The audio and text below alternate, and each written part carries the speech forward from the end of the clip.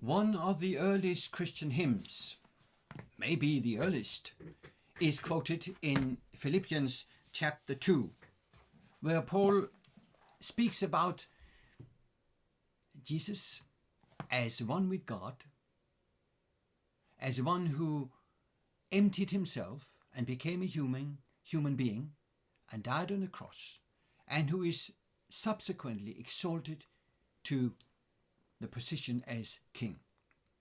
In chapter 2 in Philippians, the last part is described this way. Therefore God exalted him, in verse 9, to the highest place and gave him the name that is above every name, that in the name of Jesus every knee should bow in heaven or on earth and under the earth, and every tongue confess that Jesus Christ is Lord, to the glory of God the Father. Notice this expression, God has exalted him. Now, when this is part of the poem, because this is a piece of poetry, early Christians would have recognized that it was a reference back to the Old Testament, and you guessed right, to the book of the prophet Isaiah. One of his maybe his most famous poem is found in chapter 53. And actually it begins already in the previous chapter, that is, of course, chapter 52. There are 4 stanzas, and the first one begins in chapter 52, verse 13, and this is how it sounds. I'm reading from English Standard Version. See, my servant will act wisely.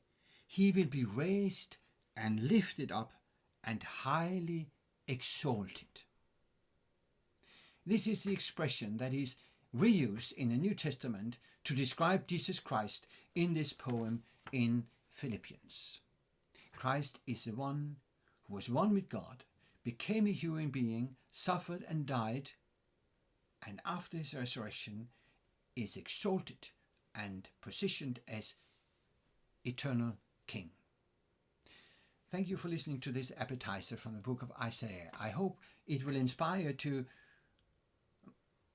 join me in the study of this wonderful, fascinating prophet, and follow the tidbits that are a little longer and where I will go through the chapters or the sections in sequence and follow the various chapters and themes in their context within the book.